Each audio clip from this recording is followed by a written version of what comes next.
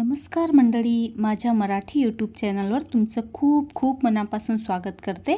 माझं नाव ज्योती आहे आणि आज आपण सुरू करणार आहोत दिवाळीचा फराळ बनवण्यासाठी। दिवाळी म्हटलं की घराघरात सगळीकडे सुगंध दरवळतो आणि सगळ्या घरात गोडवा पसरतो। असं म्हणतात की फराळ बनवण्याची सुरुवात अगदी गोड बनवण्यापासूनच करायची। तर आज मी सुद्धा शंकरपाळे बनवणार आहे। गोड शंकरपाळे आणि खारी मठरी बनवणार आहे। तर आज मी हे दोन वस्तू बनवणार आहे। तर म्हटलं चला तुमच्या सोबत सुद्धा शेअर करूया, कारण की माझी शंकरपाळे बनवण्याची रीत थोडीशी वेगळी आहे। गेले 20 वर्ष झाले मी अशाच प्रकारे बनवत असते। तर चला सुरुवात करूया। त्यासाठी पहा, इथे मी 4 वाटी मैदा घेतलेला आहे आणि 4 वाटी मैद्यासाठी आपल्याला 1.5 ते पावणे 2 वाटी साखर घ्यायची आहे। तर गोड तुम्ही किती प्रमाणे खाऊ शकता त्याप्रमाणे साखर घ्यायची आहे, पण 1.5 ते पावणे 2 वाटी अगदी बरोबर प्रमाण आहे। मी पावणे 2 वाटी घेतलेली आहे। तर मी बारीक साखर नाही, जाडीच साखर घेतलेली आहे। तर पावणे 2 वाटी साखर घ्यायची आणि त्यामध्ये फक्त 1 वाटी आपल्याला पाणी घालायचं आहे आणि फक्त 1 वाटीच पाणी घालायचं, जास्त घालायचं नाही, नाहीतर पाणी जास्त होऊ शकते। आणि याला आपल्याला गॅसवरती ठेवायचं आहे आणि याचा पाक वगैरे काही करायचा नाही, फक्त साखर विरघळेपर्यंतच याला गॅसवरती ठेवायचं आहे, नंतर उतरवून ठेवायचं। आणि आता 4 वाटी मैद्यामध्ये आपल्याला अर्धा ते पाऊण वाटी तूप घालायचं आहे। तूप वितळलेलंच घ्यायचं आहे आणि तुपाचं प्रमाण हे अगदी बरोबर आहे। तर पहा, पीठ अगदी मिक्स केल्यानंतर बघायचं आपला गोळा वळतो की नाही। पाणी घातल्याशिवायच बघायचं गोळा वळतो की नाही। जर नाही वळत असेल तर थोडं तूप अजून घालायचं, पण अर्धी ते पाऊण वाटी तूप अगदी बरोबर होते। आणि जास्तही तूप घातलं तर शंकरपाळे मग तेलामध्ये विरघळायला लागतात, म्हणून जास्तही तूप घालायचं नाही। त्यानंतर साखर विरघळलेलं जे पाणी आहे ते थोडं थंड होऊ द्यायचं आहे, गरम गरम टाकायचं नाही। थोडं कोमट कोमट होतं तेव्हाच मी घेतलेलं होतं, कारण आता उशीर होत होता म्हणून मी तसंच घेतलं। आणि सगळं पाणी थोडं थोडं घालायचं आणि अगदी कडक आपल्याला कणिक मळायची आहे, अजिबात नरम मळायची नाही। कडकच कणिक मळायची आहे, नरम अजिबात भिजवायची नाही। नरम जर भिजवली तर शंकरपाळे मग कडक होतात, खुसखुशीत होत नाही आणि याला 10-15 मिनिटं झाकून ठेवायचं आहे। तेवढ्या वेळामध्ये आता आपण मठरीचं पीठ सुद्धा मळून घेऊया, म्हणजे लवकरात लवकर आपली मठरी आणि शंकरपाळे बनवून तयार होतील, वेळ जराही वाया जाणार नाही। त्यासाठी उरलेला मैदा घेतलेला आहे, अंदाजेच मैदा मी घेतला, 3 ते 4 वाटी असेल तो मैदा सुद्धा। त्यामध्ये आपल्याला आता 1 ते 1.5 चमचा ओवा घालायचा आहे आणि ओवा अशा प्रकारे कुस्करूनच घालायचा, म्हणजे त्याचा फ्लेवर सगळ्या पिठामध्ये येतो। आणि इथे मी कसुरी मेथी घेतलेली आहे। कसुरी मेथीचा स्वाद मठरीमध्ये खूपच टेस्टी लागतो, म्हणून अचूकच कसुरी मेथी घाला, खूप छान टेस्ट येते। आणि त्याला सुद्धा थोडीशी मसळूनच घालायची आहे। त्यानंतर चवीप्रमाणे मीठ घालायचं, इथे मी 1 ते 1.5 चमचा मीठ घातलं होतं, तुम्ही तुमच्या स्वादाप्रमाणे मीठ घालायचं आहे। आणि मीठ घातल्यानंतर जे उरलेलं तूप होतं ते यामध्ये मी घातलेलं आहे। तर किमान अर्धी वाटी तूप असेल तर तेच तूप मी यामध्ये घातलेलं आहे आणि याला सुद्धा आपल्याला मस्त असं मिक्स करून घ्यायचं आहे। जोपर्यंत गोळा होत नाही तोपर्यंत याला मस्त मिक्स करून घ्यायचं आहे। त्यानंतर यामध्ये थोडं थोडं पाणी घालायचं आणि याचा सुद्धा आपल्याला कडकच कणिक भिजवायची आहे। पहा, एक गोष्ट लक्षात ठेवा, नरम कणिक अजिबात भिजवायची नाही, कडकच कणिक आपल्याला भिजवायची आहे। आणि कणिक भिजवल्यानंतर याला सुद्धा आपल्याला 5-10 मिनिटापर्यंत झाकून ठेवायचं आहे। अगदी खुसखुशीत आणि कुरकुरीत हे मठरी होते, तुम्ही एकदा नक्कीच बनवून बघा। आमच्या घरामध्ये तर खूप जास्त आवडते सगळ्यांना। आणि याला सुद्धा आता 10-15 मिनिटं झाकून ठेवायचं आहे। तोपर्यंत आपलं शंकरपाळ्याच्या पिठाला सुद्धा 5-10 मिनिटं झालेले होते, मग मी लगेचच शंकरपाळे सुद्धा बनवायला घेतले। अशी एका पाठोपाठ कामं केली तर आपला वेळही वाचतो आणि कामंसुद्धा पटापट होतात। त्यानंतर शंकरपाळे अशा प्रकारे जो आकार तुम्हाला हवा असेल त्या आकारामध्ये कापून घ्यायचे आहेत, म्हणजे चौकोनी किंवा डायमंड शेप दोन्ही कुठल्याही प्रकाराची तुम्ही कापू शकतात। मी इथे डायमंड शेपच दिलेला आहे, कारण मी पहिल्यापासून डायमंड शेपचेच शंकरपाळे बनवते। तर अशा प्रकारे कापून घ्यायचे आहे आणि लगेचच त्याला ताटामध्ये काढून घ्यायचे।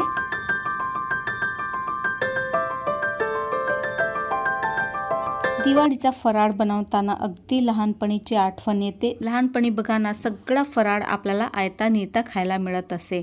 मदत करा किंवा नका करा, पण आयता फराळ मात्र नक्कीच खायला मिळणार। पण आता तसं काही नाही, खायचं असेल तर स्वतःच करा, अशा प्रकारची गंमत आहे। आता पहा, सगळे शंकरपाळे लाटून झालेले आहे आणि आता जो मठरी आपण बनवणार आहोत त्यासाठी एक साठा तयार करायचा आहे। ही खूपच इम्पॉर्टंट स्टेप आहे, म्हणून ही स्टेप नक्कीच करायची। त्यासाठी इथे मी 3 चमचे तूप घेतलेलं आहे. तर थिजलेलंच तूप आपल्याला घ्यायचं आहे आणि त्यामध्ये 3 चमचे मी मैदा घातलेला आहे आणि याला अशा प्रकारे 1-2 मिनिटापर्यंत फेटत राहायचं आहे, म्हणजे क्रीमसारखं हे बनून तयार होते. ही खूपच जास्त इम्पॉर्टंट स्टेप आहे. आणि पुढे इथे मी तेलसुद्धा गरम करायला ठेवलेलं आहे. तेल गरम होईपर्यंत मी मठरीचं पीठही चोळून घेतलं आणि साठासुद्धा तयार करून घेतला. आता तेल गरम झालं तर त्यामध्ये शंकरपाळे घातलेले आहे आणि शंकरपाळे आपल्याला मीडियम आचेवरती होऊ द्यायचे आहेत. तोपर्यंत आपली मठरीसुद्धा बनून तयार होईल आणि एकाच वेळेत आपले दोनही कामं होतील. म्हणून किचनमध्ये आले की पॅरलल कामं करत राहायचे, म्हणजे आपला वेळही वाचतो आणि किचनमध्ये आपल्याला जास्त वेळ राहावंसुद्धा लागत नाही. आता मठरीसाठी मध्यम आकाराचा गोळा घेऊन अगदी पातळ अशी पोळी लाटून घ्यायची आहे. अगदी पातळ लाटायची आहे आणि एकीकडे इथे शंकरपाळेसुद्धा होत आहे, म्हणजे दोन्ही कामं आपली सोबतच होतील. आणि पहा, एक घाण तळून झालेला आहे. आता दुसरा घाण मी टाकलेला आहे. तोपर्यंत पोळीसुद्धा लाटून झालेली आहे आणि जो साठा आपण बनवला होता तो मस्त प्रकारे आपल्याला सगळ्या पोळीवरती फैलवून घ्यायचा आहे. अगदी सगळ्या पोळीवरती साठा फैलवून घ्यायचा आहे. हे पहा अशा प्रकारे. आणि याचा आपल्याला रोल वाढायचा आहे. अगदी बारीक रोल वाढायचा आहे, थोडाही जाड ठेवायचा नाही. आणि आतून ध्यान ठेवा, जराही पोकळ ठेवायचा नाही. अगदी दाबूनच आपल्याला रोल वाढायचा आहे. पोकळ राहिला तर मग मठरी छान लागणार नाही, म्हणून अगदी दाबूनच आपल्याला याला अशा प्रकारे वाढून घ्यायचं आहे. आणि वाढल्यानंतर याला थोडंसं असं प्रेस करायचं, म्हणजे तो लांबला जातो. आणि याची किनारी अगदी बरोबर बंद करायची, नाही तर खुलण्याची शक्यता असते. आणि हलक्या हाताने याला अशा प्रकारे लांबवून घ्यायचं आहे. हे पहा, जसं तुम्ही बघतायत ना, बिलकुल तशाच प्रकारे याला असं लांबवून घ्यायचं आहे, म्हणजे मठरी अगदी मस्त आपली बरोबर कापली जाते. अशा प्रकारे जास्त जाडही होत नाही आणि जास्त पातळही होत नाही. अशा प्रकारे थोडंसं लांबून घ्यायचं. नंतर याला चाकूच्या सहाय्याने थोडे थोडे लहान लहान गोळे करून घ्यायचे आहे. जास्त मोठे करायचे नाही, अगदी लहानच करायचे आहे. तो चाकू काही बराबर चालत नव्हता याच्यावरती, म्हणून मी दुसरा चाकू घेतलेला आहे. अगदी धारदार चाकू घ्यायचा आहे. तसं तर कापायला जास्त काही लागत नाही, अगदी लवकर कापले जातात. पण एकसारखे आपल्याला गोळे करायचे आहे, कारण आपल्याला याला लाटायचं नाही आहे. आणि ही मठरी बनवायला अजिबात उशीर लागत नाही, अगदी लवकर बनवून तयार होते आणि खायला तर एकच नंबर लागते. आणि याला लाटायची सुद्धा झंझट नाही. अशा प्रकारे गोळे बनवून झाले की याला हाताने थोडासा दाब द्यायचा, म्हणजे थोडंसं चपटं करायचं. जास्तही दाब नाही द्यायचा, अगदी हलक्या हाताने थोडंसं याला चपटं करायचं आहे, म्हणजे याला लाटण्याची सुद्धा गरज पडत नाही. आणि अगदी कमी वेळेमध्ये तुमच्या भरपूर साऱ्या मठरी बनवून तयार होतात आणि खायला तर एकच नंबर लागतात.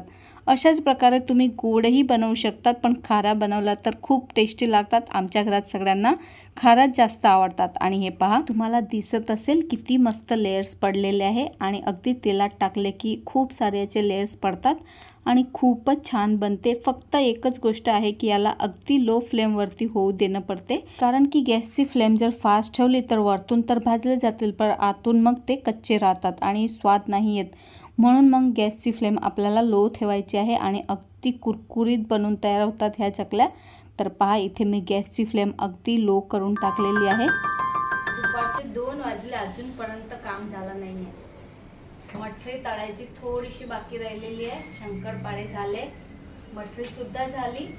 2 प्रकारची केली होती, एक थोडीच केली आणि एक जास्त केली, कारण त्यामध्ये जास्त मेहनत आहे म्हणून ती मी थोडीच केली आणि दुसरी जास्त केली.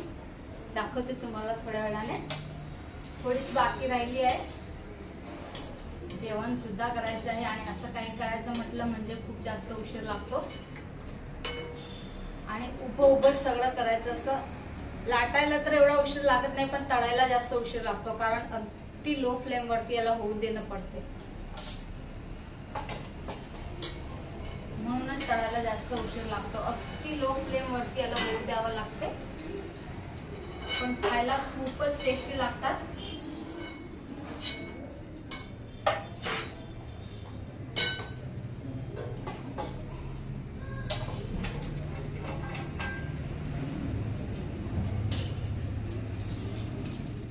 तर फायनली झाली सगळी मठरी सुद्धा आणि शंकरपाळे सुद्धा.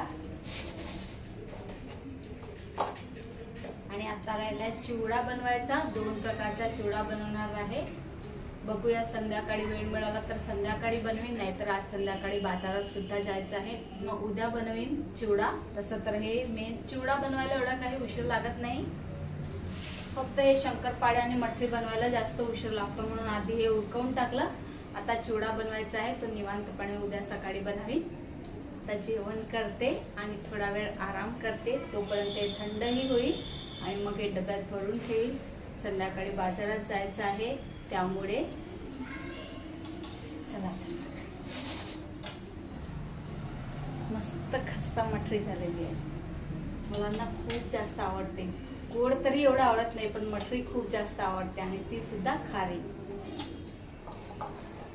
चला तुम्हाला बॅक कॅमेरांना ही दाखवून झालंय।